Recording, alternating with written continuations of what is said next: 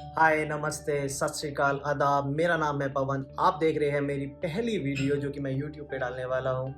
Video का title आपने देख ही लिया होगा, स्पाउस ओपन वर्क परमिट। अगर आप अपने हस्बैंड या अपनी वाइफ के साथ कनाडा आना चाहते हैं ओपन वर्क परमिट लेके, तो इस वीडियो को एंड तक ज़रूर देखिएगा। प्लस मैं इसमें आपको कुछ ऐसी बातें बताऊंगा जो आपको यूट्यूब पे या इंटरनेट पे कहीं पे भी नहीं मिलेगी। ये वो चीज़ें हैं जो मैं अपने खुद के एक्सपीरियंस से आपके साथ शेयर करूंगा। मैंने वो प्रोसेस को फॉलो किया था, मुझे सक्सेस मिला है and I am pretty sure आप लोगों को भी मिलेगा। तो इस वीडियो के साथ जुड़े रहिए। जस्ट ए क्विक डिस्क्लेमर, मैं कोई प्रोफेशनल एजेंट या आईआरसीसी से टाई अप, मेरे पास कोई लाइसेंस नहीं है। तो जो भी मैं आपको एक्सपीरियंस शेयर कर रहा हूँ ये मेरे अपने पर्सनल एक्सपीरियंस है। आप एक प्रोफेशनल के पास जाइए, उससे बात कीजिए। लेकिन अगर आप ये मेरी वीडियो देखेंगे तो आपको एक पीछे से थोड़ा सा होमवर्क आपका हो जाएगा। वीडियो देख के आपको पता होगा कि कौन आपको पागल बना रहा है और कौन आपको सच्चाई बता रहा है। गाइस, मैं आपको अपना थोड़ा सा बैकग्राउंड दे दूँ। मैं आया हूँ इंडिया से, इंडिया की कैपिटल दिल्ली के आसपास एक एनसीआर एक रीजन है, एनसीआर में मैं आया हूँ गाज़ियाबाद से। मैं यहाँ पे अपनी वाइफ के साथ आया हूँ स्पाउस ओपन वर्क परमिट लेके। मेरी वाइफ यहाँ पे स्टूडेंट है सेंट क्लेयर्स कॉलेज के अंदर। सेंट क्लेयर कॉलेज है विंज़र के अंदर, विंज़र पड़ता है हमारा ओंटारियो के अंदर। विंज़र सिटी जो है it's a bordering city to US city called Detroit. जो डेट्रॉइट है वो मिशिगन, जो यूएस की एक स्टेट है, उसके अंदर आता है। मैंने ये वीज़ा अप्लाई करा था इसी साल 2023 में अप्रैल के मंथ में, और जो मेरा अप्रूवल आया था वो आया था 45 डेज़ के अंदर। तो मैं और मेरी वाइफ कनाडा आए हैं एक साथ, क्योंकि मेरी वाइफ का जो इंटेक है वो सितंबर इंटेक है 2023।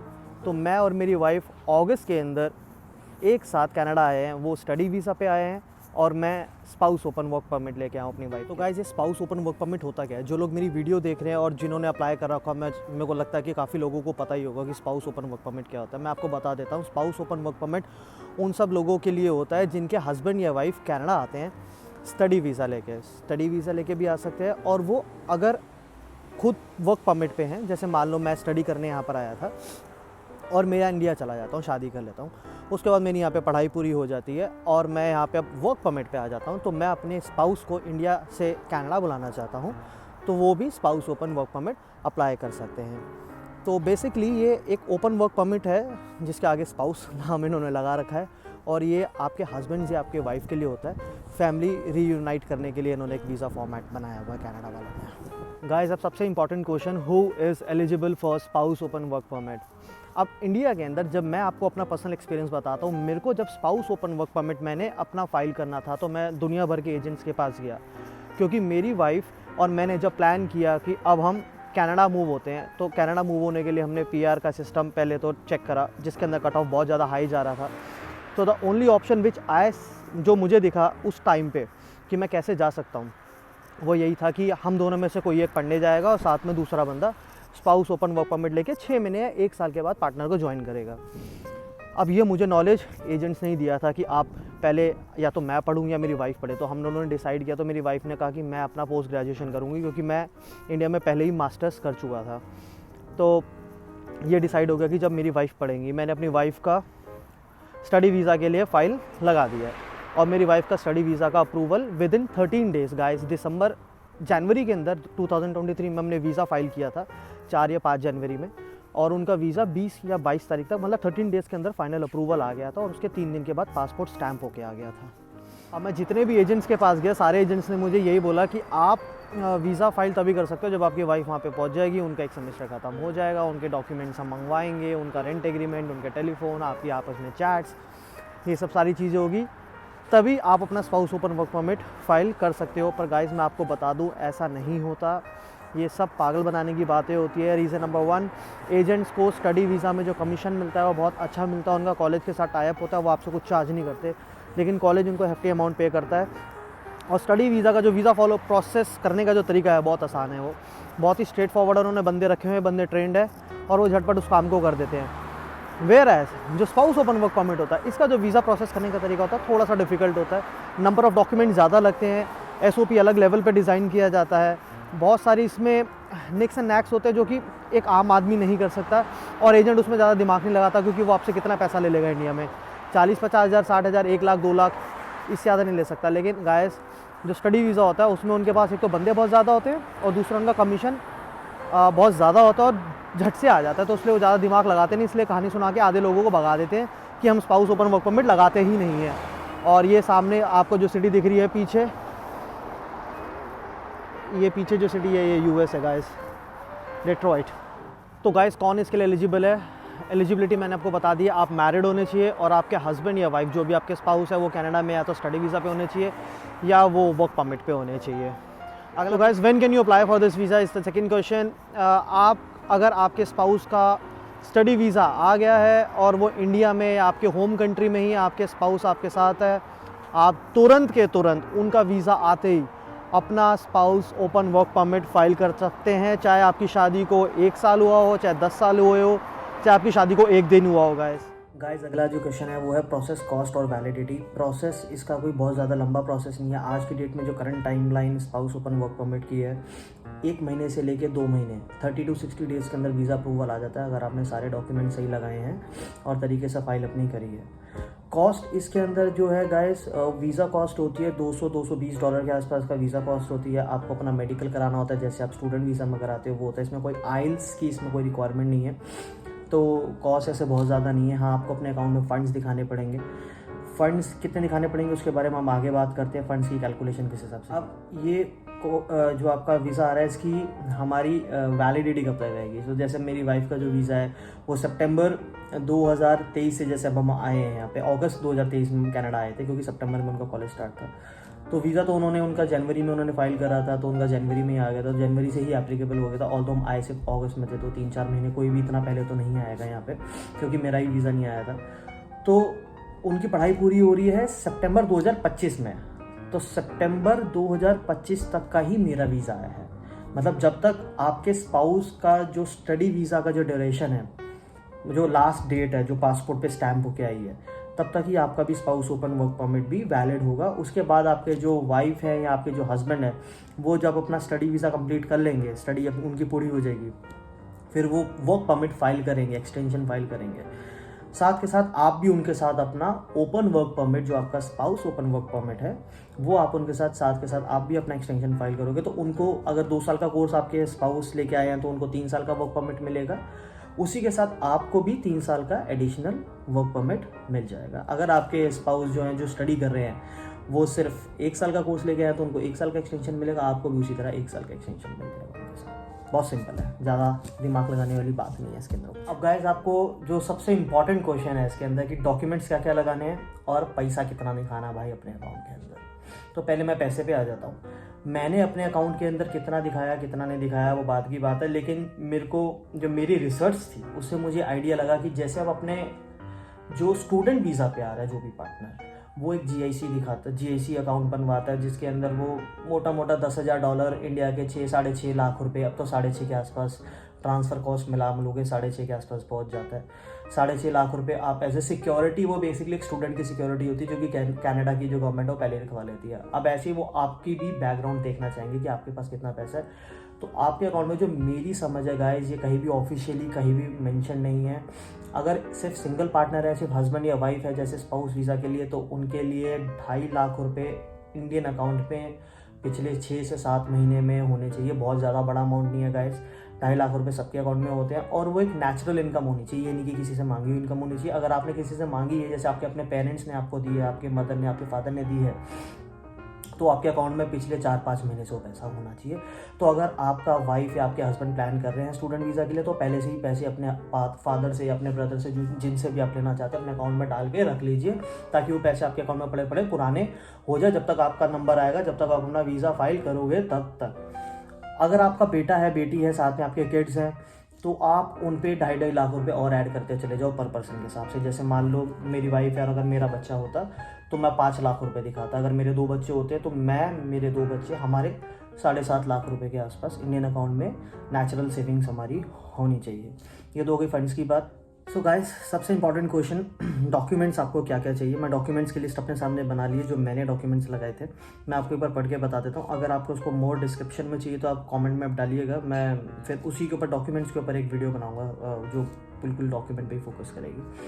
तो पहला है, अब मेरे केस को आप एग्जांपल ले लीजिए कि मेरी वाइफ यहाँ पे पढ़ने आई है, मेरी वाइफ को भी 6-7 साल का एक्सपीरियंस है, आईटी के अंदर जॉब करती थी, और मैं अपनी वाइफ के साथ स्पाउस ओपन वर्क परमिट पे आऊँ, और मुझे भी इंडिया में सेल्स के अंदर 6-7 साल का एक्सपीरियंस है। मैंने मास्टर्स करी, मेरी वाइफ ने इंडिया में ग्रेजुएशन बीटेक करा हुआ था इंजीनियरिंग के अंदर, उन्होंने कंप्यूटर साइंस इंजीनियरिंग किया हुआ था। तो मैंने अपने क्या क्या डॉक्यूमेंट्स लगाए थे, वो है पहला जो हमारा होता है लिक्विड एसेट्स। लिक्विड एसेट्स के अंदर मैंने अपने बैंक के स्टेटमेंट, अपनी वाइफ के बैंक के स्टेटमेंट जो कि स्टूडेंट है, अपनी वाइफ के बैंक के स्टेटमेंट, अपनी मॉम के बैंक के स्टेटमेंट, वो मैं बताऊंगा कि अपने मॉम के बैंक के स्टेटमेंट मैंने क्यों लगाए, अपने फादर इन लॉ के बैंक के स्टेटमेंट और अपनी मदर इन लॉ के बैंक के स्टेटमेंट। मैंने मदर इन लॉ का नहीं लगाया था क्योंकि मेरी mother in law house wife है, और तो मैंने सिर्फ अपने फादर इन लॉ के बैंक के स्टेटमेंट लगाए थे। अगर आपकी मदर इन लॉ या आपके फादर इन लॉ का जिनका भी स्ट्रांग हो, आप उनको दिखाओ, आपको पता हो कि उनके अकाउंट में पैसे हैं या वो जॉब करते हैं, ताकि एक आपको आपका एक बैकग्राउंड दिखे।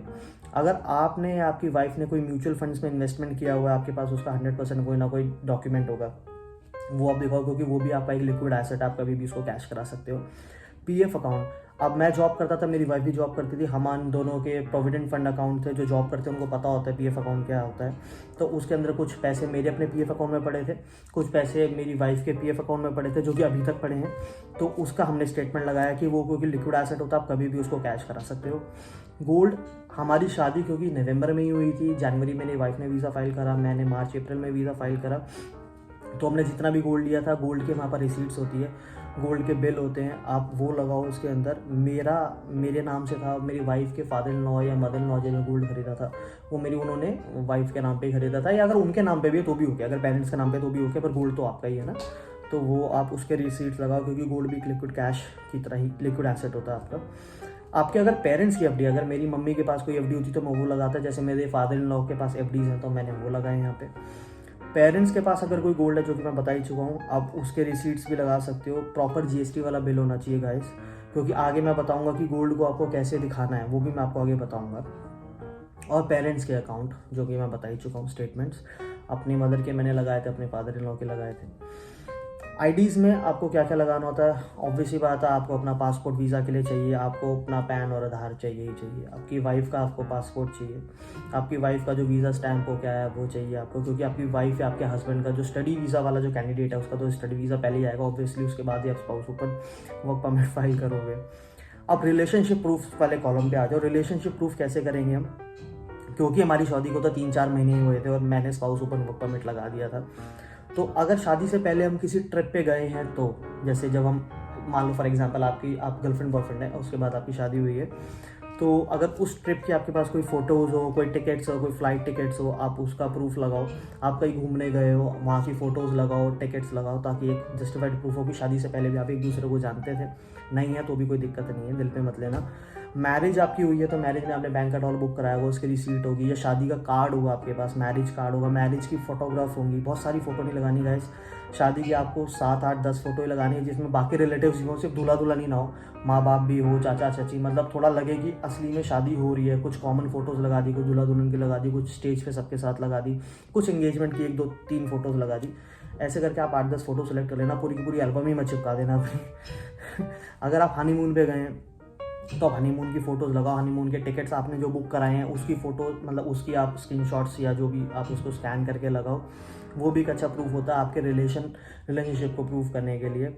मैं पर्सनली अपने हनीमून पे थाईलैंड गया था, तो मैंने थाईलैंड के अपने एयर टिकट्स लगाए थे, होटल के बुकिंग्स लगाए थे, थाईलैंड के पिक्चर्स लगाए थे। और marriage certificate which is the important document which you should have. तो आपके पास शादी के अलावा, जैसे मेरी हिंदू उसमें हमने अग्नि के फेरे लिए थे, तो उसके बाद हमने अपनी मैरिज को रजिस्टर कराया था। जो भी आपके आसपास लोकल अथॉरिटी है, कोई लॉयर है, आपके भाई बंधु, उनसे पूछ लेना कि मैरिज रजिस्टर कैसे होती है। उसके ऊपर तो मैं बहुत ज़्यादा डीप में जाऊँगा नहीं। ITRs आपको लगाने हैं। अगर आप जॉब करते हो, आपके हस्बैंड जॉब करते हैं, या आपके पार्टनर जो जॉब करते हैं, आपको दोनों को अपने इनकम टैक्स रिटर्न्स अपने फाइल करे होंगे।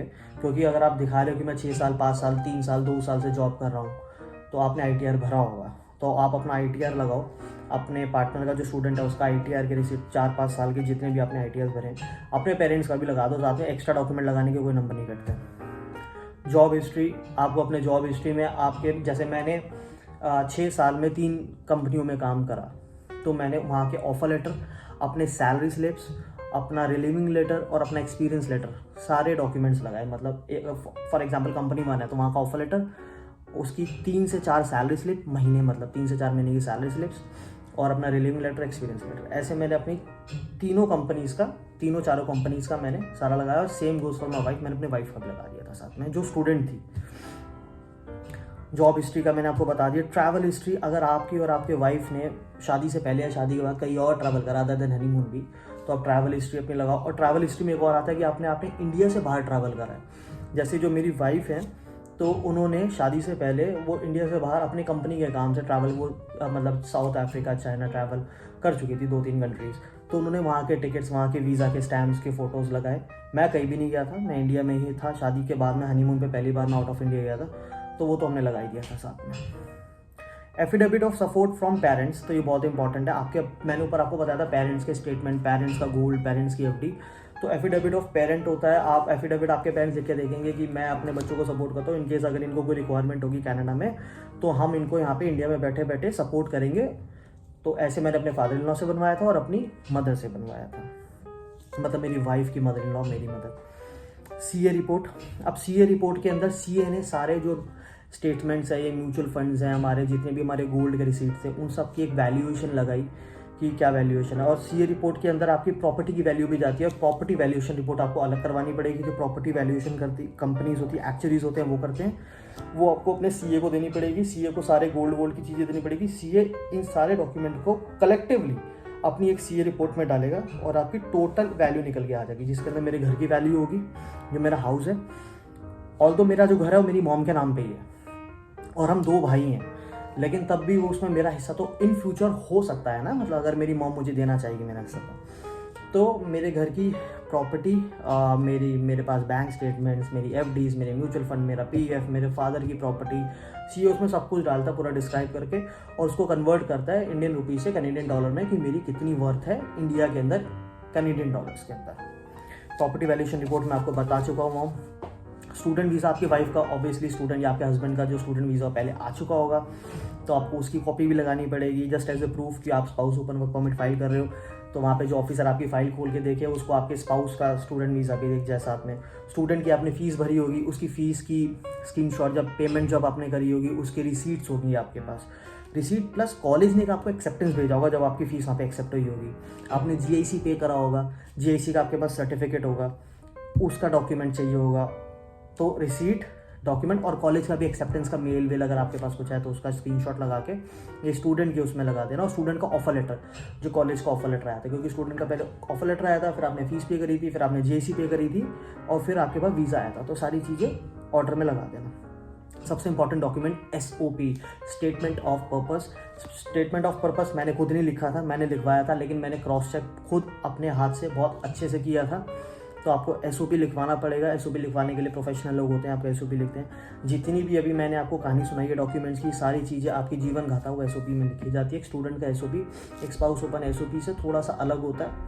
स्टूडेंट का बेसिकली होता है एसओपी में कि मेरे को पढ़ना क्यों है। स्पाउस का होता है कि मैं क्यों वहाँ जाना चाहता हूँ और इंडिया में मैं क्या करता था, और थोड़ा सा रिलेशन अपनी वाइफ के साथ बताते हुए का, या अपने हस्बैंड का साथ रिलेशन। अगर आपने लोन लिया एजुकेशन के लिए, जो कि मैंने लिया था अपनी वाइफ के एजुकेशन के लिए, तो उस लोन की आपको डिटेल्स जाननी पड़ेगी कि आपने कितना लोन लिया है, कितना अमाउंट आपने सैंक्शन करवाया और कितना अमाउंट अभी आपका प्री अप्रूव्ड पड़ा हुआ है बैंक के अंदर।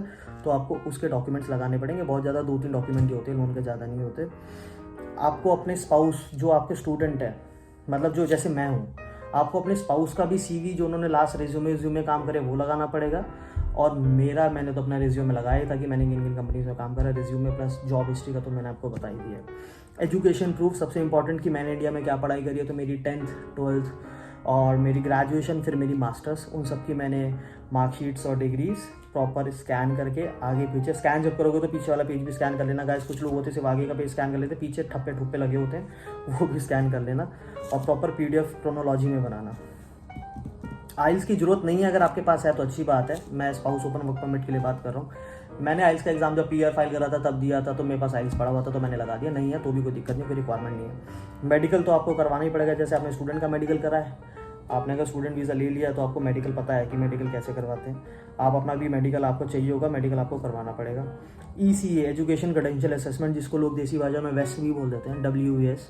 वेस्ट बस एक कंपनी है जो कि ECA करती है। ऐसी वेस्ट की तरह 4 कंपनीज और भी हैं, जहाँ तक मेरी नॉलेज है।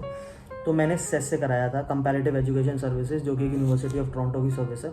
मैंने वहाँ से अपना ECA कराया था, क्योंकि जब मैंने अपना PR फाइल किया था, और तो PR हुआ नहीं अभी तक, आने से पहले करवा लिया था पीआर का। तो मैंने अपना ECA भी लगा दिया था, जिसमें मेरे पास ये इक्वलेंसी है कि मेरी इंडिया की MBA यहाँ की MBA के बराबर है, मतलब मेरी जो मास्टर्स है वो यहाँ की मास्टर्स के बराबर है। जब भी मैं PR फाइल करूँगा मैं अपना वो ECA यूज़ करूँगा, जो कि 5 साल के लिए वैलिड होता है, अभी वो वैलिड है। डेथ सर्टिफिकेट, अगर आपके किसी पेरेंट की डेथ हो रखी है, जैसे मेरे केस में मेरे फादर की डेथ हो गई थी 2010 में, मैं छोटा था तब बहुत, तो मैंने अपने फादर का डेथ सर्टिफिकेट लगाया था। और अब अगर आप डेथ सर्टिफिकेट लगवा रहे हो, आपकी लोकल लैंग्वेज में लिखा हुआ है, हिंदी, तेलुगु, गुजराती, किसी भाषा में, पंजाबी भाषा में, तो आपको उसको इंग्लिश में कन्वर्ट करवाना पड़ेगा, ट्रांसलेट करवाना पड़ेगा। ट्रांसलेटर्स के नंबर आप गूगल से निकाल लो, ट्रांसलेटर्स नियर मी, वो आपके उस सर्टिफिकेट को ट्रांसलेट करके ठप्पा लगा के इंग्लिश में ट्रांसलेट कर देंगे, और उनकी ट्रांसलेशन करे हुए कि वो ऑथराइज होते हैं, उन्होंने अगर वहाँ पे स्टैंप लगा दिया तो that is valid for the Canadian government. Photo for visa, वो तो आपको खिंचवानी है। जैसे अपनी वाइफ का आपने स्टूडेंट वीज़ा के लिए फ़ोटो खिंचवाया था, आपको साइज़ पता है, वो आपका एजेंट ही आपको बता देगा किस साइज़ की कैसी फ़ोटो होनी चाहिए, आपको ये फ़ोटो चाहिए। तो बेसिकली ये मोटे मोटे डॉक्यूमेंट्स है स्पाउस ओपन वर्क परमिट के लिए। डॉक्यूमेंट, जब आप अपने स्पाउस का स्टडी वीज़ा का प्रोसेस आप स्टार्ट कर रहे हो तो अपने डॉक्यूमेंट भी साथ में इकट्ठे करने लग जाओ, आपके काम आएगा बहुत, आपका टाइम बचेगा। क्योंकि मुझे डॉक्यूमेंट्स इकट्ठे करने में बहुत ज़्यादा टाइम लग गया था, और ये एफिडेविट्स बनवाने में, गोल्ड के receipt, CA report, property valuation, ये बहुत टाइम लेते हैं गाइस। अपने रिज्यूमे तो आपके पास हैंडी होता ही है, वो तो एडिट करने में आपको ज़्यादा टाइम लगेगा नहीं। फिर SOP में टाइम लगता है, जो कि आपका एजेंट या आप किसी प्रोफेशनल SOP लिखने वाले से बनवा लेना। अगर आपको किसी का नंबर चाहिए तो मैं नंबर दे सकता हूँ, मुझे DM कर दो आप। मेरे पास सारे लोगों के नंबर हैं जो SOPs लिखते हैं, जो एजेंट्स हैं जो वीज़ा लगाते हैं, स्पाउस ओपन वर्क परमिट का वीज़ा लगाते हैं और गारंटी से लगाते हैं, तो मेरे पास उनका नंबर भी है। ये कोई उनकी ऐड नहीं है, अगर आपको चाहिए तो आप मुझे DM कर दो, I will help you out, जितनी मैं हेल्प आपकी कर सकता हूँ। तो दैट्स इट। अगर आपको गाइस मेरी वीडियो पसंद आई हो तो लाइक कीजिएगा, शेयर कीजिएगा, सब्सक्राइब कीजिएगा। मेरी पहली वीडियो कोई गलती हो तो भूल चूक माफ़ कीजिएगा। बैकग्राउंड बहुत देर से चेंज नहीं हुआ, मुझे पता थोड़ा बोरिंग लग रहा होगा, but yeah thank you so much guys for bearing with me and listening till end. अगर आप सुन रहे हैं यहाँ तक तो thank you so much, love you guys, bye.